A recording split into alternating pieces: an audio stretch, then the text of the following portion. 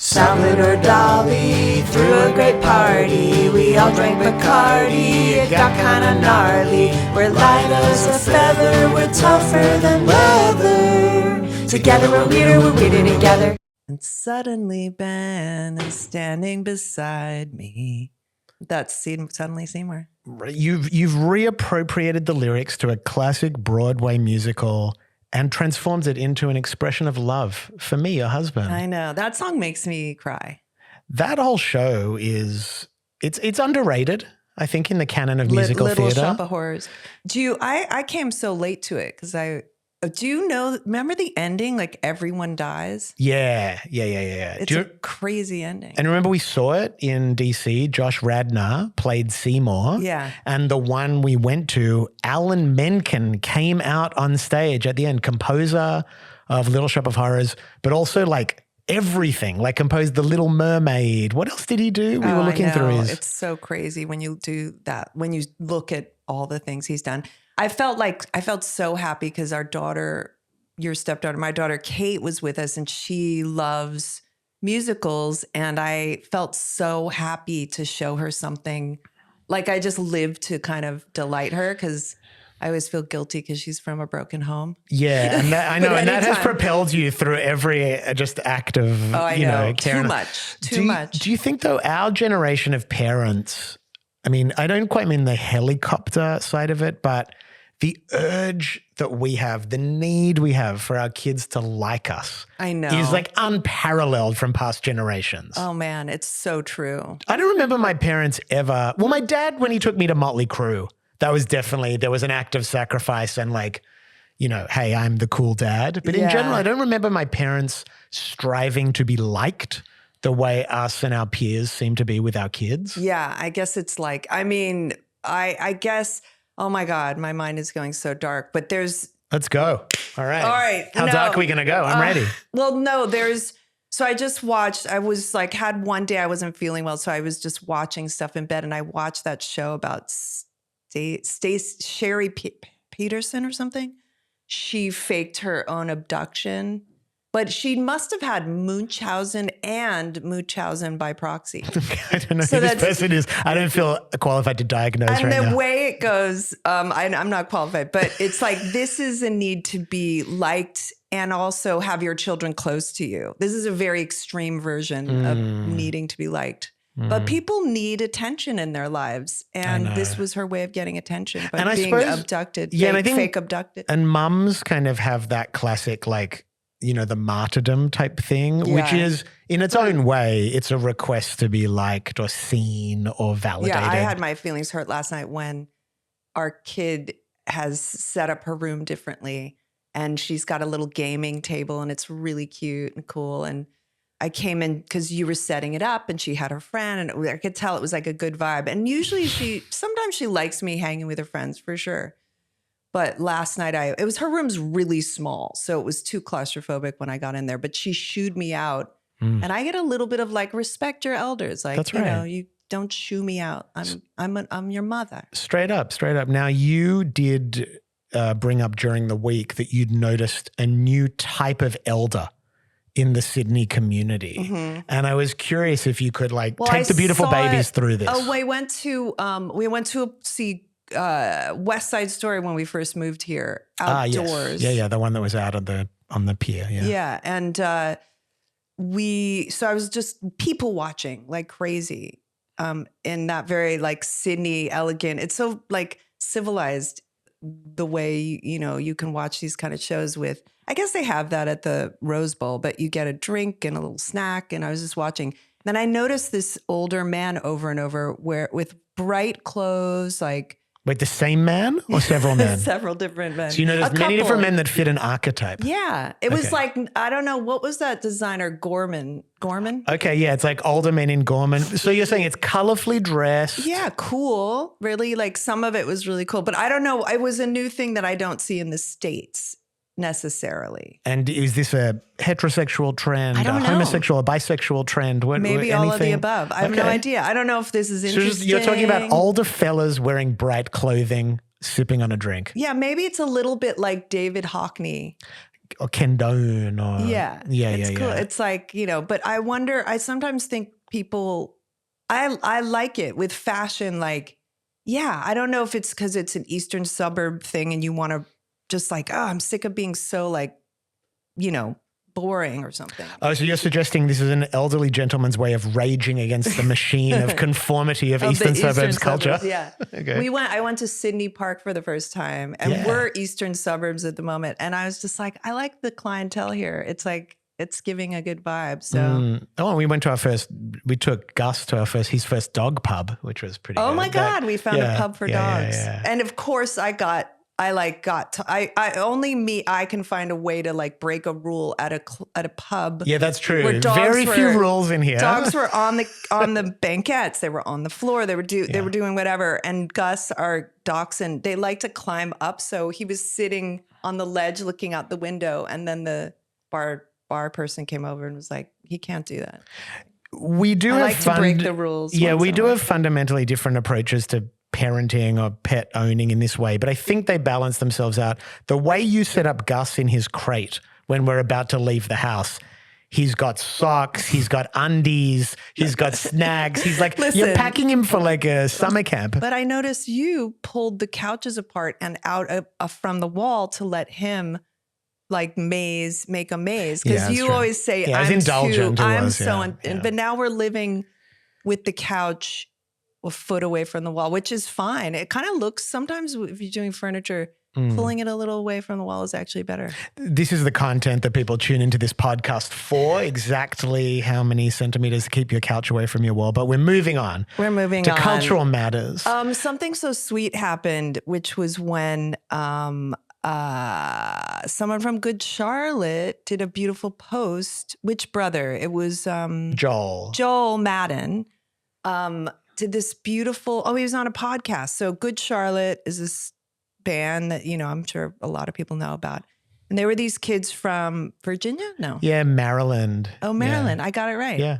And that made me kind of cry. Like, cause he was basically saying, you tell it, what he was saying. Well, it was very touching. He was telling something that like Good Charlotte, those Benji and Joel have been coming to my shows for years, since they were teenagers. And I obviously knew they were fans of my music, but I'd never really heard this story before. And Joel was basically saying there wouldn't be a Good Charlotte without me, because I listened to their demo and invited them backstage and just like validated their existence in that way. And he said something really cool. He said, we'd been backstage, and after that, no one was going to tell us we're not going to get there again. And it was just really cool that he used that moment as fuel and motivation to move forward. Yeah, you gave them that experience. They were like teens walking around with a demo, with their, band written on it, and, the type of thing where you're just giving it to people, and you not only took it and listened to it, but you like brought them backstage and gave them this experience, and you just picked up on their like energy and their enthusiasm. You're like that, yeah. I often they give you a business, because now they're like big business guys. Yeah, Joel gives me good business advice. Yeah, but I think one of the things that it's very nice to be thanked for that or praised for that, but one of the things he didn't talk about is that for a young artist or a young performer in media, it's probably in any industry, the seizing of opportunity is what really takes guts. Do you know what I mean? Because I feel like opportunity shows up left, right, and center for us every day, but there's a certain kind of personality, especially as an artist, that is not everybody, that sees the door opening and jams their foot in it and takes the prize. I did that. I mean, it doesn't always work, but I did do that with my first audition for the first movie that I didn't even want to audition, but I was like, I was just not doing well in high school. I was in a big public high school, just like lost. And then I got this audition and I was so insecure and nervous. Like I was like, I'm not an actor, but that was like, the crack in a horror movie where you see the light and you just like, you got to get out, and or those movies where you just like, the people are doing all of these like, or like the Prison Break. Yeah. Or they're just like robbing banks whatever. And then there's like, that last bank, they're like, don't do the last one. But anyway, that doesn't make any sense. But no, it does. It does. What you're saying is you were aware that there was a finite opportunity, a moment, and it was your moment to take it. But I've also done the other, like the first time I went to Sundance, I was pretty young, and my manager said, somebody said, make up business cards with your name and number and give them to people, and I was like pretty new to the business, but I was like, that's okay. But I was trying to be good. Like I always just wanted to like do the right thing, show up for all the auditions and just like make the best of this amazing situation I found myself in, acting and doing in movies and big movies. But I gave them to people and it didn't do anything, but I had adorable business cards. I bet you did. They were so cool. I bet you did. I bet you took hours to design them online too, did you? Yeah, and then the other time I came up to one director, I'd worked with this guy, Mike Figgis, already in this movie. And then I saw him at the Mercer Hotel in New York. And I was like, I never say to people, I would love to work with you again. And I did it, but it was so awkward the way I did it because I was like, I should be, you know what I mean? Now I would casually be able to do that. I think that's... But then I was like trying to take an opportunity, but it was like off. Well, I think that's the thing. Like there's a type of trying to seize an opportunity that has desperation in it. And that can actually be off-putting. This is a very weird science of like achievement and moving forward, that you have to be confident enough to allow a process to play out with some kind of like dignity or restraint or something like that. Like you have to be able to contain your feelings, even if it's like just your ambition and it could be your desperation. You might be broke and be like, God, I need an opportunity because I need to be able to pay my rent. But there's something about that sweet spot where people, they know an opportunity is there, they're walking through the door, but they're doing it at like a natural, confident pace where they're not pushing or punishing the people around them too much, you know? And I'm sure I'm being hard on myself. It was probably adorable. But I bet it was adorable. And look, life is long. There may be another Mike Figgis movie.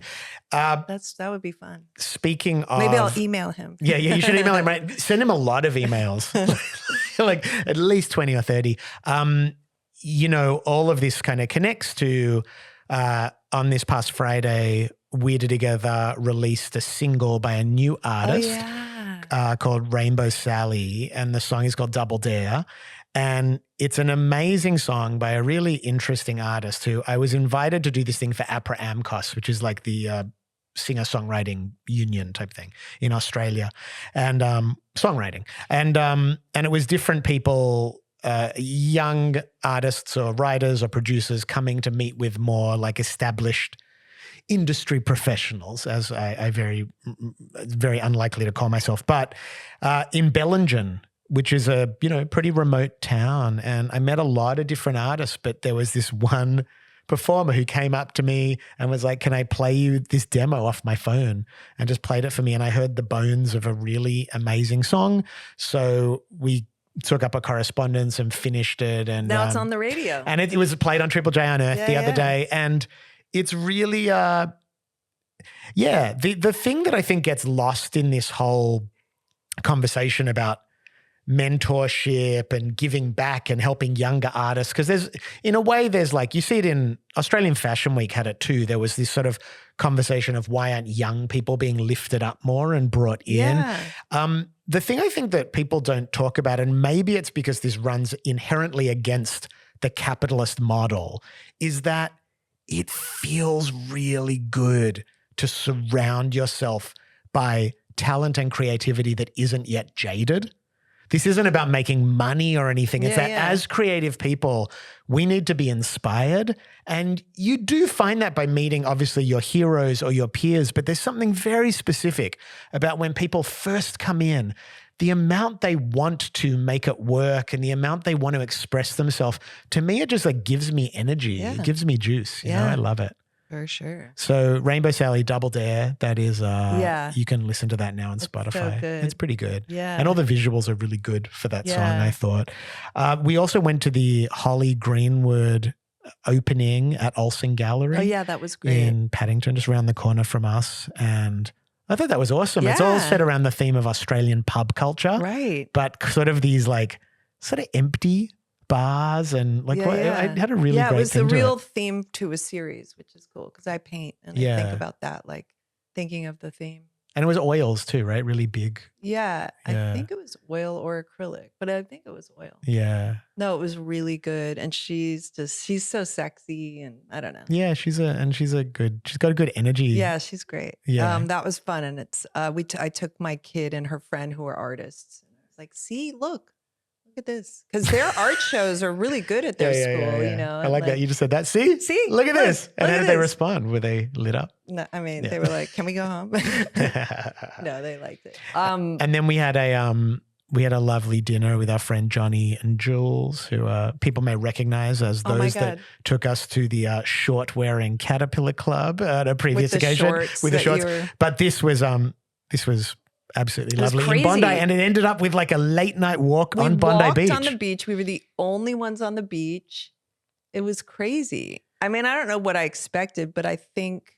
Yeah, it's not like nighttime beaches are crowded, unless you're in Brazil or something. But I was like, look at this. We're the only people on the beach. I know, it's just funny because also like all those, like Bondi Beach, it feels like it does feel, I don't want to use the term corporate, but it feels very controlled as a space. And so just experiencing it raw like that late at night after that was so fun. I'm starting to settle in. Like they brought their friends, and I'm starting to feel a little more like what I felt in LA, where you're at dinner and you chat to people, and I'm starting to relax and feel like I can connect with people. And we almost all went to my kid's boyfriend's punk show, but then all the older people were like, wait, maybe we'll walk on the beach. Yeah, Negative Gears, Oxford. Did you hear about that? How the show went? It was great. Oh, good. Yeah. Amazing. Apparently it was really good. Yeah, and I'm excited. Not that excited, but it's a great opening. Queer Ultimatum. Did you see? We saw the Queer Ultimatum show, the dating show that it's just. Is that the one with the goblets? Yes. Oh, they have those big fucking goblets. This is so weird. Yeah. So what was this? So this was, they're in San Diego or somewhere, and for some reason, so they pair off these lesbian couples with other couples. They choose, they swap partners, and they have to live for a week in an apartment with a new couple. And then they go to restaurants, and they're in their different apartments. And in every scene, or every other scene, for some reason, anytime they had a drink, they had the same goblet in restaurant. That's kind of Game of Thrones coded. Mysterious. Yeah. Like, you know what I mean? I could see if they're all in the same apartment complex and they give you the, plates and stuff. But anyway, I don't know what that was. Also it should be noted, the goblets are quite down the line of bad decisions that this production is making, in terms of the whole premise of this show is essentially that, is your relationship in trouble? Break up and date somebody else around the corner, and basically if they love you, they'll come back. I just want the people I remember from that was that woman the older woman who was named Ozzy. Oh yeah. And she couldn't handle confrontation. She was the kind of butch. She would pack Asian her stuff, one. Yeah, and leave the minute there was confrontation. Well, she was Australian. That's why she was called Aussie. Yeah. She could not handle any confidence. She would immediately pack her bag and just start walking away down a road, down the street. Look, you think of what's up against her. She's Australian already, so we are not known for our emotions being hugely accessible to us. And you know what I mean? It's like... But we'll see. Maybe this one will be good. I have high hopes for it. And then the only other show I want to talk about is Sirens with Julianne Moore. I know nothing about this. Tell me. It's Julianne Moore, Kevin Bacon, the actress from the second White Lotus that was with the freckles, really, really cute. And then this Australian actress doing an American character who's really good, who looks so cute. Because, Australian. Got these good-looking people here. Yeah, we're impressive. I know. Anyway, and it's like the worst, best show, really. If you want a terrible, good show, now you're speaking my language. I wasn't interested before. I was like, did AI write this show? But I Googled it, and it's from a play or something. Okay. It's weird because I was just like, who wrote this? It's just a fun show about rich people that makes no sense. So wait, Christina Hendricks isn't on this, right? No. No, okay. And I couldn't stop watching it, but it's like terrible. But it's like the number one show. But the weird thing is also I heard that, I wonder if the reviews were messed with, because most of the reviews are like, wonderful show. Like no one's like, what is going on? Except I heard Heather McDonald on Juicy Scoop like, this is the worst show, but it's fun. I just feel like our standards have dropped so much. Like watching The Studio, which I liked. I liked The Studio, but it wasn't like. Or wait, can I finish my idea, please? I'm going to cut you off once. That it's like We've stopped cutting each other. I know off. we're trying to, but We don't anymore. But okay, now but- I'm going to. okay, but The Studio, which is being revered as like the second coming of The Wire or something, or The Sopranos, it's like a fine show. But I just feel like we've I don't know. I feel like we've like It does our feel like standards have dropped. Anyway, sorry. Please no. continue. I think you're right. It does feel like there's not as much stuff, and either we're jaded or we're like when you were in the 80s. I mean, I'm older, but in the 80s, you like watch anything. Dude, we are drowning. Essentially, I think we've drowned in Well, it's options. like swipe left. That's right. We are like basically dating culture and streaming culture have overlapped, and we have like fucked ourselves to boredom. But something. Oh. Thank you. You're giving that some room to breathe. Well, too late. Too late. And we have fucked ourselves to boredom. There you go. There's the space. All right. Cut the clip right there, baby. But yeah, there are a couple things that break through. Yeah, absolutely. I mean, we should, even though it's over a week ago now, we were watching the rehearsal very closely. It has, in the week since the finale aired, it has really, the discourse has just continued with Nathan Fielder showing up on talk shows and on CNN. Did he really fly? People debating, did he or did he not fly the plane? And does he say, I did? Yeah. I mean, he's showing up in full pilot's uniform. He's like, he wants to be referred to as a pilot. My brother, when we used to fly, like he pilots were like movie stars to him. He was just blown away by them. Maybe Nathan. For sure. I mean, they are very early sort of alpha authority figures that we are exposed to. Also, they're like, oh, don't disturb them. Right. Don't disturb the delicate genius flying the plane. They've got a special door closing it. Yeah. But I do think what Nathan Fielder did with the rehearsal, I know people are going to still go back and watch the whole season, so I don't want to, let's not go too much into plot. But he really did elevate what you can do with a TV series. Like the idea that there can be some genuine stakes, which goes back to like 70s filmmaking, like Werner Herzog or, people that like actually made things that were difficult to make and were a feat to make, considering that we're moving into this age of AI where everything's meant to be way easier to make. Yeah. I think the rehearsal demonstrates the idea that our hunger for genuine accomplishment is real. Like Apocalypse Now, like Hearts of Darkness is really just like Coppola just wanted to, lose his mind. And then later, I think was like, let me have a more enjoyable experience making movies. Straight but up. It feels indulgent on one hand, but on the other, maybe not. Well, wait, why is it indulgent? Because of I don't know. the Like budget and stuff? No, I don't know. Just like, well, Coppola, it almost felt like he wanted everybody to go through what he was going through. And Coppola is indulgent. I think his way of doing things is all incredibly over the top. Whereas, I don't know, I guess you could, I can see that with Nathan Fielder too. And he does refer to that throughout the series. He's like, I'm spending HBO's money. Right. Yeah, so there is an awareness of that. But all in all, I mean, one of the great recent TV things that has aired, and everyone's got to watch that. Do we have marital things to talk about? Just kidding. Wait, what do you mean? What do you don't think? know. Issues with each other? Do you have any issues with me at the moment? No, not at the moment. We have a fight like every 2 months, but we're probably 3 weeks away. Okay.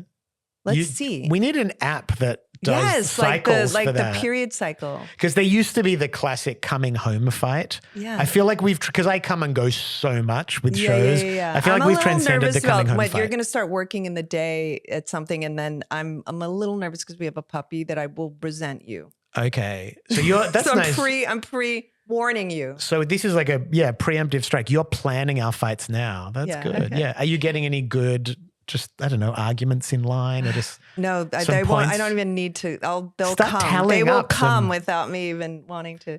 No. That's all. Questions? Do we have any questions? Not yet, but there's something else I wanted to talk about, Okay. which was the trip I did up to Cauldron Distillery. Oh yeah. was mental. So this was like the day after our dinner with Johnny and Jules, and we'd been out late, and then I flew up to Brisbane in the morning, rented a car, drove a couple hours sort of up and inland from Brisbane, and went to play at this place called Cauldron Distillery. Small batch whiskey. They're working on tequilas. It's a beautiful little family business, but it was torrentially raining. I was playing outdoors, and you had everyone from that, a couple hundred people from that area had shown up, all in ponchos. It was nuts. Like, I played for an hour outside in the pouring rain, and I don't know, there was something very invigorating about it. It was about conquering a real thing. Well, there's have you ever seen that famous concert with Diana Ross in the rain in Central Park or something? There's like a lot of concerts sometimes that happen outdoors in the rain, and the audience and the singer sort of choosing like, let's do this. And it kind of becomes this like kind of intense experience where they're sort of doing this thing together. And again, I think that's what we were just talking about with Nathan Fielder, the visceral nature of performance and art. Like, when something has real stakes, I find myself craving that more and more. And it probably is kind of a reaction to the ease and convenience of the way we consume most media and entertainment now. Thought I was having a civilized time at the Opera House seeing Shaka Khan, and there was a fist fight. And Exactly. There you go. Or at Sigur Rós, when you're like, almost, you're disrupting this show with your, gaseous escape from your, that sounded weird, from your bubbly water. But, throwback to last episode. If you haven't heard it, go back and going listen. Deep, some callbacks. And yeah, it was amazing. And I wanted to thank them. They gave us a great bottle that we've yet to open of their small batch whiskey, which I'm really, really excited about. The Awake is the New Sleep tour it's happening. It's on sale. Most of the shows are like half sold at this point. So they're going to sell out over the coming months. So people should dig in. And we're figuring out, I haven't yet, not quite ready to announce, but I'm planning some sort of special other guests for these shows. Oh, yeah. So I'm really looking forward to that. I'm excited. Yeah, totally. And anything else? Anything else you want to chat about? Oh, wait. Well, there has been a bit of an update since last week. Oh, right. So okay. there was last a clip. thing. The last clip we put out from the pod was about your dad's opaque response to your memoir. Right. And there's been some updates since then. I just thought I got this funny email that was amusing but opaque, and I sort of thought, oh, I guess I'll just let time go by. This is, just, I don't know, let this whole thing go. And then my half sister, God bless her, she's always been the one in the family trying to push everyone together, which is so sweet. She's the one in my book who pushes me together with a father-daughter dance while I was trying to reconcile my relationship with my ex-husband whilst dancing at my brother's wedding. I'm having this, what I hoped was this reunited moment with my ex. And then she pushes my father, who did not want to dance with me because he's nervous about our relationship. Anyway, but she's so sweet because she's always wanting to put us together, and I love her for that. And so she scolded him because she was like, this is a great opportunity for you to reconcile. But it's so weird. Like, now the idea that we weren't not reconciled, but it would be. Well, he feels bad about it. He wants to talk to you, apparently. But I think she is telling him he wants to. I don't even know. But I was sort of happy to let it go, which is weird because I just like I'm just so used to our relationship being like this. Yeah. The thing is, Estrella's amazing, so sweet. And like, I'd be nervous. You said, I think you guys will have a conversation on the phone. I was like, no. Like, I don't want, I'm avoidant of intimacy. That's sort of where your book ends, like two emotionally avoidant people trying to kind of make it work. So it's really funny because, I can't complain about, I can complain about him avoiding, but I'm also like, let's just keep doing this. There was an interesting comment on the TikTok of that clip from last week's episode from Julian Lennon. And he said, I've recently begun to tell myself that I chose this lifetime with these parents. There must be a lesson from their withholding that I wanted to experience. It helps until it doesn't. No, why until it doesn't? I guess. Well, I think he's saying there's only certain amounts of mind games Yeah. that you can, and gaslighting to yourself that you can do to ease your own pain Yeah. before you do have to acknowledge, the emotional absence of a parent. Yeah. Well, I love Julian Lennon. He's a good guy. Yeah. I hope we reconnect. We used to hang out with certain fun. There was a moment in time in LA where we were all hanging out. I don't think I've actually ever met him in person. I, He's go so back with cool. Sean, but he's been Yeah. we've connected a lot on TikTok. He's on TikTok a lot. So nice. Yeah.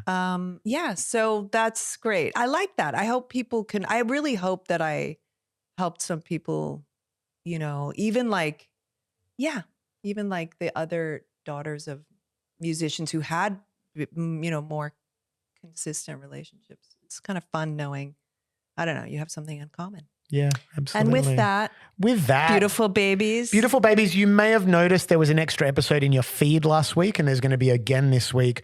We are doing a mini episode with a question from the beautiful babies. It can be either a question you want to ask us or an advice type question. However you want to do, email weirdtogetherpod@gmail.com and we will answer that for you. And that's going to be on Friday or Saturday or something. We'll pop that out.